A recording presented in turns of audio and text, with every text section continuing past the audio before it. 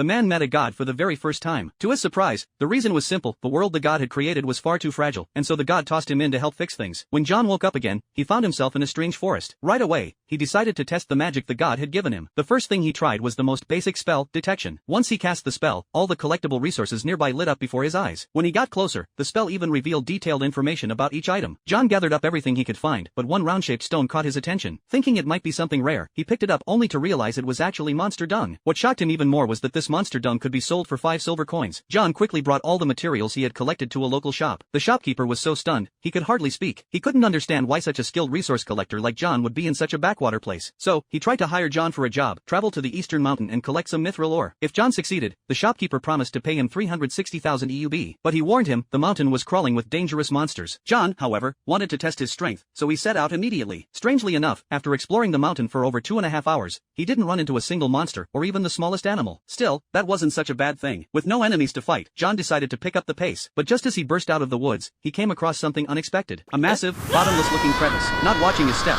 John fell straight in. Luckily, he managed to cast a flight spell in time, saving himself from a bloody end. At the bottom, he discovered a wealth of resources and immediately began gathering. But after searching for a while, he found only ordinary silver ore. Then, a massive boulder in the distance caught his eye. Casting detection, he realized the real material was hidden deep inside. John launched a fireball to blow it open, and finally uncovered mithril ore. Unfortunately, the pieces were way too small to turn in as a proper haul, so John pressed deeper into the crevice, eventually reaching its end. What he found there left him stunned: a pool of unbelievably pure water. Running detection revealed it was SS-grade underground magic spring water, the highest-ranked resource he had ever seen since being reborn. Eager to taste it, John leaned in. But before he could, a colossal ancient black dragon rose out of the water. Even then, John didn't panic. Drawing on his past life's memories, he dropped to one knee before the dragon and apologized for intruding. To his shock, the dragon was polite, saying it was no big deal. It explained that John's overwhelming magical energy had woken it up early. Though the dragon didn't know who John truly was, his sheer magical power was enough to rival its own. So, the dragon asked John for help. If John agreed, it would reward him with a mountain of mithril magic ore. The problem was that the mana in this place had been stagnant for ages. Because of that, the dragon's egg couldn't hatch. It needed pure magical energy to spark new life. Without hesitation, John poured his magic into the egg. But the egg nearly drained him dry, sucking out almost all his power. He had only just arrived in this world, and already it felt like he was about to die again. At that moment, the god reappeared, sighing at John's recklessness. Normal people either faint or run for their lives when they see a dragon, the god said. But you